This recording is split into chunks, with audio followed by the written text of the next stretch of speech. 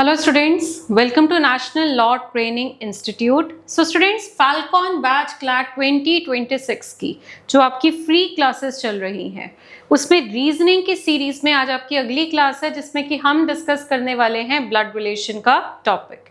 देखिए by name आप सब समझ पा रहे होंगे कि ये टॉपिक एक्चुअली क्या है। आपने बचपन में रिडल्स एक दूसरे से कई बार पूछे होंगे या आपने रिडल्स खुद भी फेस किए होंगे जब आपसे कुछ इस तरह से पूछते हैं कि आपकी मम्मी के पापा के भाई का बहन आपकी क्या लगी, है ना। तो हम बहुत डीप थॉट में चले जाते हैं और ऐसे क्वेश्चंस के answers most of the times गलत ही निकालते हो, है ना, और आंसर निकाल रहे हो तो टाइम बहुत ले रहे हो। तो ये क्वेश्चंस बहुत ज़्यादा सिंप्लीफाई हो जाएंगे अगर आपको इनको सॉल्व करने की टेक्निक समझ आ जाएगी। तो हम इस चैप्टर को 2 लेक्चर्स में डिवाइड कर रहे हैं जिसमें कि फर्स्ट लेक्चर बेसिक का होगा क्योंकि इस चैप्टर का अच्छा खासा बेसिक है और इसका जो सेकेंड पार्ट है वो आपका होगा क्वेश्चंस का। तो आज मैं इस चैप्टर का बेसिक आपके साथ डिस्कस करूंगी और जो अगली क्लास होगी उसमें मैं आपके साथ डिस्कस करूंगी इस चैप्टर के क्वेश्चंस। ओके, तो चलिए स्टार्ट करते हैं ब्लड रिलेशन का टॉपिक, जिसमें कि सबसे पहले आपको मैं ये बताऊंगी कि जब भी एक क्वेश्चन आपके सामने आएगा तो उसको सॉल्व करने के लिए आपको हमेशा एक डायग्राम बनाना होता है और वो डायग्राम में आपको किन किन रूल्स को फॉलो करना है। तो देखिए, रूल्स टू मेक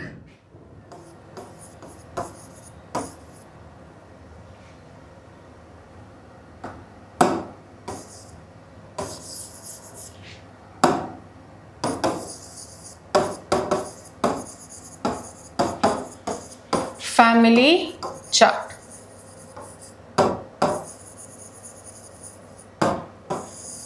ओके, सबसे पहले तो हम डिस्कस करेंगे कि क्या रूल्स है फैमिली चार्ट को बनाने के। तो फर्स्ट रूल क्या है इसका? फर्स्ट रूल है कि हम जो है हमारा जो डायग्राम है वो हमेशा जनरेशन वाइज बनाएंगे। जनरेशन वाइज का मतलब क्या होता है? हाँ जी, जनरेशन वाइज का मतलब क्या होता है कि जो सेम जनरेशन के लोग हैं उनको हम एक साथ रखेंगे।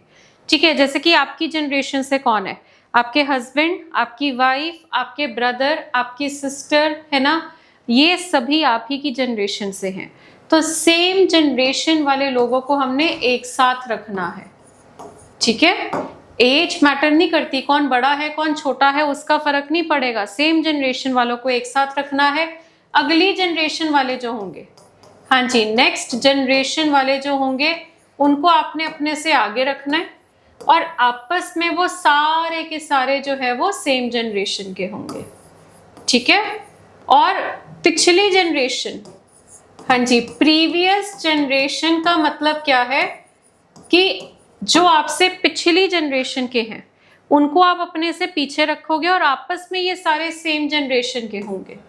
ठीक है बच्चे, आपस में ये सारे के सारे जो है वो सेम जनरेशन के होंगे। अब इनका एग्जाम्पल मैं देती हूँ, जैसे कि आपके फादर आपसे पिछली जनरेशन के हैं, आपकी मदर, आपके अंकल, आपकी aunt, father in law, mother in law, ये सब आपसे पीछे होंगे।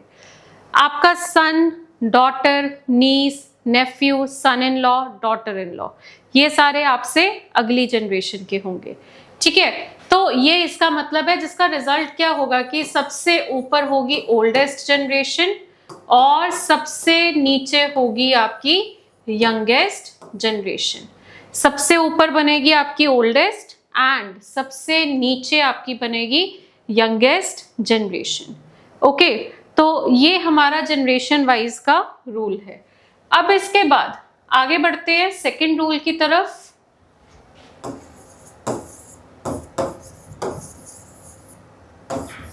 अगर मुझे किसी को मेल डिनोट करना है तो उसके नाम के बाहर हम बनाएंगे स्क्वायर, और अगर मुझे किसी को फीमेल डिनोट करना है तो उसके नाम के बाहर हम बनाएंगे सर्कल।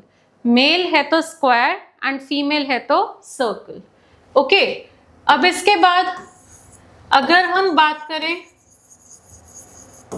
मैरिड कपल की, ठीक है, मैरिड कपल जो है वो सेम जनरेशन से होता है ना। हस्बैंड वाइफ जो है वो एक ही जनरेशन के होते हैं, तो उनको हम एक साथ रखेंगे, ठीक है। मैरिड कपल जो है वो सेम जनरेशन से है, तो उनको हमने एक साथ रखना है।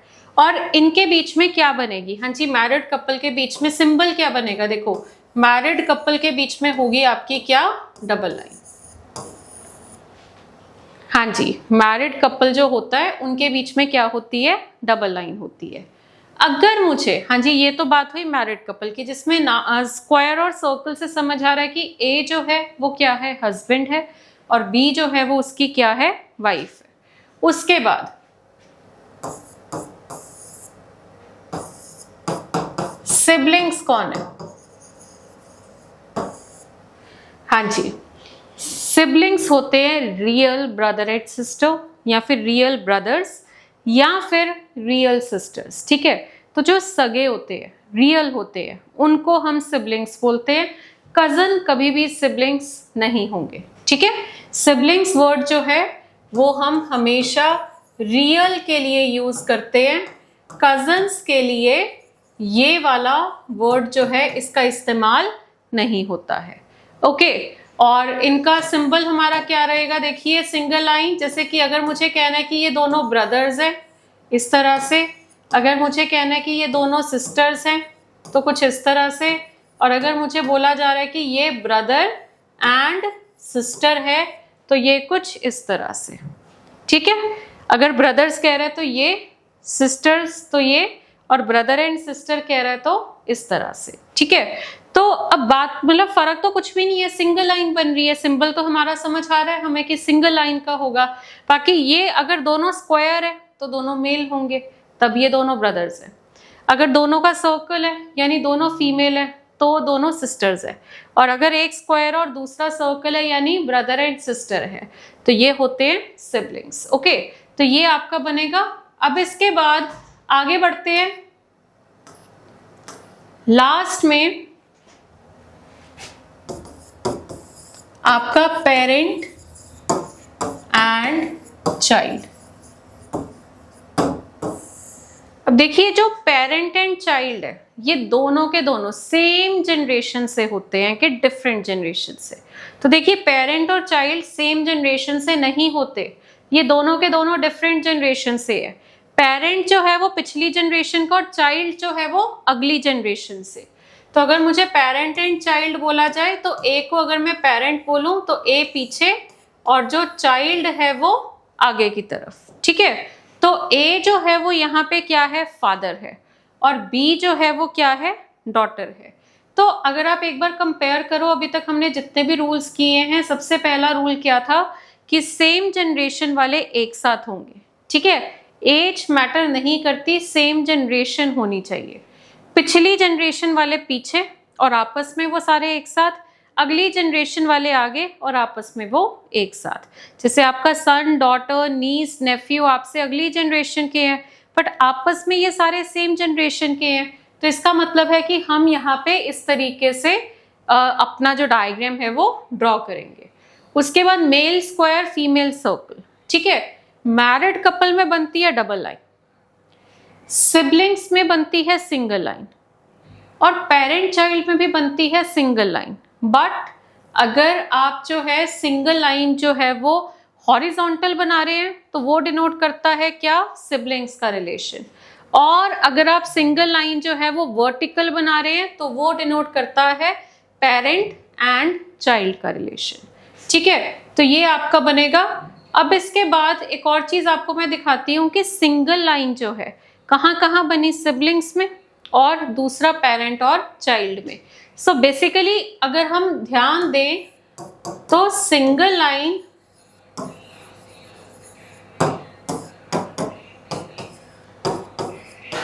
डिनोट करती है blood relation.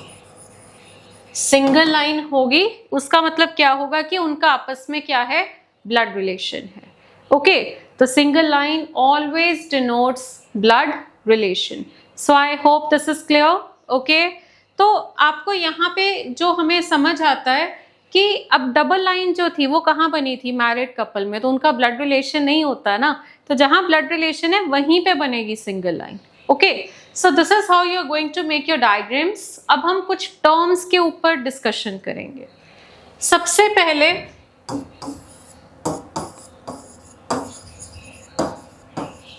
Paternal versus maternal. अब पैटर्नल और मैटरनल इन दोनों वर्ड्स में हम कैसे डिफरेंशिएट करेंगे? तो पैटर्नल वर्ड जो है वो हमेशा आपके फादर साइड का रिलेशन है, और मैटरनल वर्ड जो है वो हमेशा आपकी मम्मी साइड का रिलेशन है। पी से पैटर्नल, पी से पापा, और एम से मैटरनल, एम से मम्मी। ठीक है, paternal father side and maternal जो है वो मदर साइड।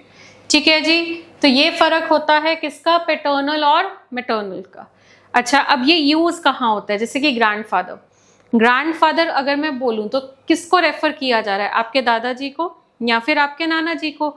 तो ज्यादा अच्छी अंडरस्टैंडिंग हो सके उसके लिए हमें यहाँ पे पता लगता है कि अगर वो बोल रहा है यहाँ पे क्या पैटर्नल ग्रैंडफादर, तो वो कौन है? आपके दादाजी। और अगर वो बोलता है मैटरनल ग्रैंडफादर, तो वो कौन है? आपके नाना ji. So I hope this is clear. Okay,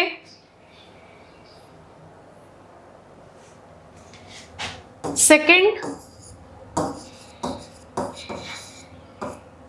uncle versus aunt. अब अंकल और आंट में फर्क क्या है? अंकल कौन है? आपके चाचा, ताया, मामा। ठीक है, so uncle basically is your parents brother. पापा का भाई या मम्मी का भाई, दोनों को हम क्या बोलते हैं? अंकल बोलते हैं। तो इसकी प्रॉपर डेफिनेशन क्या है? Parents brother. ओके, जिसमें कि आपके कौन है? चाचा, ताया और मामा। और आंट कौन है? आपके पापा की बहन या आपकी मम्मी की बहन। तो पेरेंट्स सिस्टर।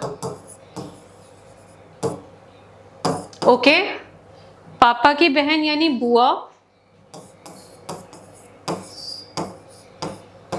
और मम्मी की बहन यानी मासी।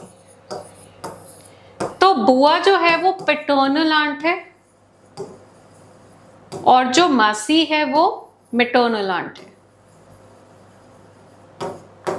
जो चाचा ताया है वो पैटर्नल अंकल है, और मामा जो है वो मैटरनल अंकल है। Okay, so I hope this is clear. अब यहाँ पे मुझे पता है आप सबके माइंड में क्वेश्चन आ रहा होगा कि चाची, ताई, मामी ये सब क्या है? देखो, ये आपकी आंट है। चाचा, ताया, मामा ये अंकल है, तो इनके जो पार्टनर्स हैं, जो फीमेल जेंडर होगा, वो आंट हो जाएगी। बट मैंने वो यहाँ पे क्यों नहीं लिखा? क्योंकि हम यहाँ पे लिख रहे हैं सिर्फ प्राइमरी रिलेशन। आपको जब क्वेश्चन में दिया जाएगा that A is uncle of B, तो आप हमेशा प्राइमरी रिलेशन लिखेंगे। और अगर आप हमेशा प्राइमरी रिलेशन लिखते हैं तो यहाँ पे ऑब्वियसली चाचा है तभी चाची होगी, है ना? तो ये जो चाची, ताई, मामी या आपकी फूफा या आपके मासड़, ये सारे सेकेंडरी रिलेशंस है। ओके, तो ये जो है, जो डायग्राम आपने जिस चीज़ के हिसाब से बनाना है वो मैंने आपको शो किया है। तो ये डिफरेंस होता है अंकल और आंट में। आगे बढ़ते हैं।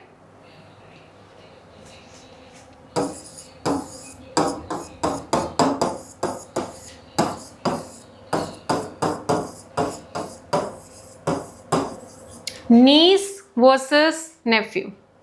हाँ जी, अब नीस और नेफ्यू में क्या फर्क है? देखो, नीस कौन होती है? आपके पापा की बहन या आपकी आपके भाई की बेटी या आपकी बहन की बेटी। So basically siblings daughter. Niece कौन है? सिबलिंग्स डॉटर, जिसको आप भतीजी या भांजी भी बोलते हैं। और नेफ्यू कौन है? सिबलिंग सन, आपके भाई या बहन का बेटा। उसको हम क्या बोलेंगे, नेफ्यू, और वो कौन है, सिबलिंग्स सन। ओके, सो ये डिफरेंस होता है आपका नीस एंड नेफ्यू में। आगे बढ़ते हैं।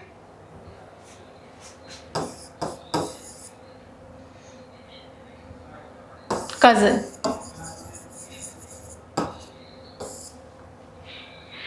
अब देखिए हम कजन किसको बोलते हैं, आप और आपका कजन आपस में कजन क्यों हो, क्योंकि आपके पेरेंट्स आपस में सिबलिंग्स है। तो जब भी क्वेश्चन में कभी आए ना कि ये इसका कजन है, तो आप समझ जाना कि वो इनडायरेक्टली आपको ये बता रहा है कि यहाँ पे सिबलिंग्स का रिलेशन है। ओके, तो कजन जो है वो क्या डिनोट करता है, हुज पेरेंट्स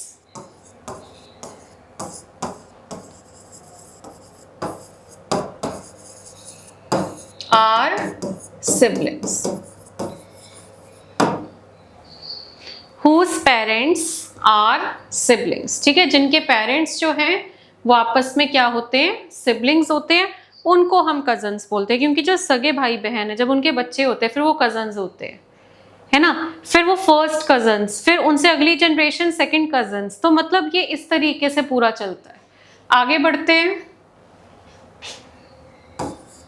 ओके, ये जरा ध्यान देना, ओनली सन, ओनली सन का मतलब क्या है, जस्ट थिंक अपॉन दिस, क्योंकि आई नो यहाँ पे बहुत मिस्टेक करते हैं बच्चे। ओनली सन का जो मतलब है, आपके माइंड में अभी कुछ और मीनिंग आएगा, अभी मैं बताऊंगी तो आपको पता लगेगा कि जो आपके माइंड में आया वो गलत है। ओनली सन का मतलब कुछ बच्चे निकालते हैं कि इसका ये मतलब है कि एक ही बच्चा है और वो लड़का है, which is actually wrong. Only son means only one son, कि एक ही लड़का है। ठीक है, इसका मतलब होता है कि one son and all the rest are daughters, कि एक ही लड़का है और बाकी क्या है, बाकी हैं daughters. One son and all the rest are daughters, यानी कितने बच्चे हुए, 1 + n चिल्ड्रन। ओके, ये होता है ओनली सन, करेक्ट। अच्छा, अब उसके बाद आपको अगर वो बोले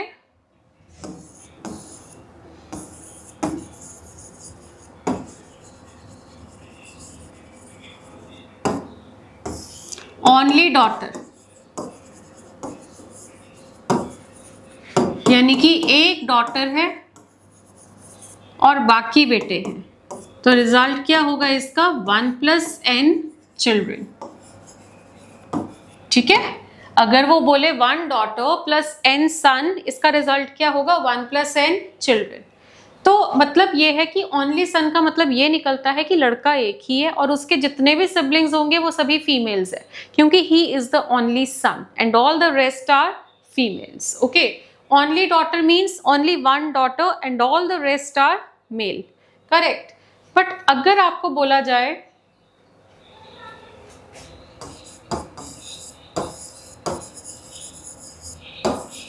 ओनली चाइल्ड, हाँ जी, अगर आपको बोला जाए ओनली चाइल्ड, इसका मतलब होता है कि एक ही बच्चा है। और फिर यहाँ पे हमें क्या नहीं पता होता, यहाँ पर हमें फिर ये नहीं पता होता कि वो जो बच्चा है वो सन है कि डॉटर है, ये हमें नहीं पता। वो बच्चा सन भी हो सकता है, वो बच्चा डॉटर भी हो सकती है, वो हमें नहीं पता। ठीक है, सो 1 child, it could be son or daughter, it could be male or female. Okay, so I hope this is clear. Okay, so ये कुछ टर्म्स है जो ब्लड रिलेशन में बहुत यूज होती हैं, और क्वेश्चन करने का फायदा ही नहीं है जब तक हमें ये बेसिक टर्म्स की क्लैरिटी ना हो। तभी मैं कह रही हूँ इस चैप्टर का बेसिक इज वेरी इंपॉर्टेंट, जो आपको समझना है और करना है। ओके, आगे क्वेश्चन तभी कर पाओगे जब इन चीजों में क्लैरिटी होगी। आगे बढ़ते हैं। अब मैं ना एक डायग्राम बनाऊंगी, उस डायग्राम में हम ना इनको पढ़ना सीखेंगे, पढ़ना समझेंगे। तो चलिए देखिए इधर,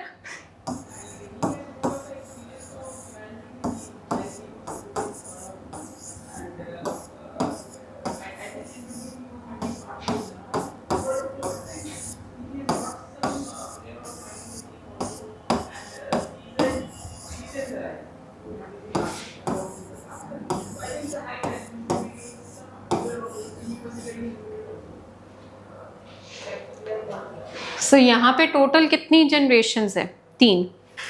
जनरेशन नंबर 1 ए बी की, जनरेशन नंबर 2 में ये सब है, और जनरेशन नंबर 3 में ये दोनों हैं। ए और बी कैसे रिलेटेड है? Husband wife, they are married. A और बी के कितने बच्चे हैं? देखो बी और सी जो है वो सिंगल लाइन से कनेक्टेड है, विच डिनोट्स कि बी जो है वो सी का पेरेंट है, and to be specific B जो है वो सी की मदर है। अब सी जो है सिंगल लाइन से ई से कनेक्टेड है और ई एफ से, यानी एफ ई और सी ये तीनों सिबलिंग्स है, और इनके पेरेंट्स का नाम है ए और बी, जिनमें से मैरिड कौन है? सी। किससे मैरिड है? डी से। और सी और डी के 2 बच्चे हैं, कौन से? जी और एच। ओके, तो अब यहाँ पे क्वेश्चन पता है किस तरह से आता है?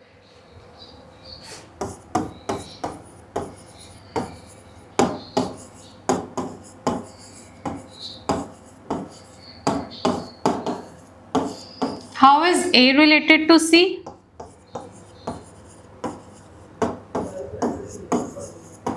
और how is C related to A? ठीक है, how is A related to C और how is C related to A? इन दोनों में देखो डिफरेंस क्या है। ए रिलेटेड टू सी कह रहे हैं तो इसमें हमें क्या समझ आ रहा है कि ए जो है वो फादर है। ठीक है, यहां पे इसका आंसर होगा फादर, और अगर वो सी रिलेटेड टू ए बोले तो आंसर होगा सन। अब यहाँ पे बच्चे बहुत गलती करते हैं, वो बोल रहे हैं ए रिलेटेड टू सी, मतलब आपको ए के बारे में बताना है, और अगर वो आपको बोले how is C related to A, मतलब आपको सी के बारे में बताना है ना। तो यहाँ पे आपको बहुत ध्यान देना पड़ेगा, इन चीजों में आपको बहुत ज्यादा ध्यान देना पड़ेगा कि ए रिलेटेड टू सी है तो ए क्या है, सी रिलेटेड टू ए है तो सी क्या है। ठीक है, क्योंकि आपको एमसीक्यू फॉर्मेट में क्वेश्चंस आते हैं, तो ऑप्शन में अगर वो आपको फादर भी दे रहा है, सन भी दे रहा है, दोनों दे रहा है, तो कंफ्यूजन होने के चांसेस थोड़े ज्यादा हो जाते हैं। ओके, चलो अब अगर मैं आपसे पूछूं, अब मैं आपको ना बोलूंगी और थोड़ा सा पॉज लूंगी और आंसर दूंगी। ठीक है, तो जो मैं पॉज लूंगी ना तब आपने सोचना है आंसर क्या होगा। A related to F, father. F related to A, son. E related to A, daughter. A related to D, father in law.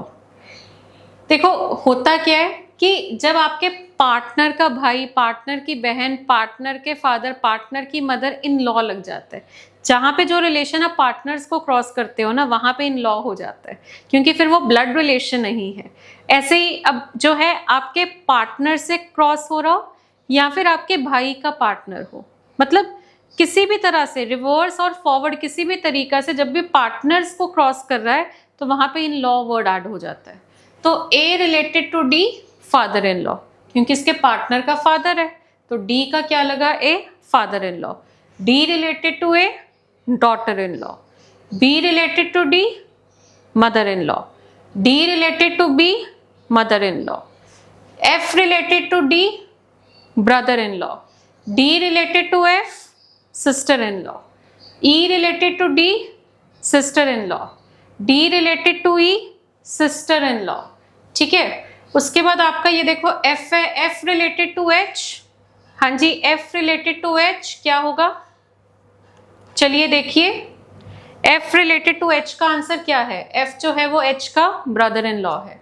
H related to F, sorry मैंने उल्टा बोल दिया, F related to H, uncle. H related to F, nephew. G related to E, niece. E related to G, aunt. D related to F, sister-in-law. F related to D, brother-in-law. A related to H, grandfather. H related to A, grandson. G related to B, granddaughter.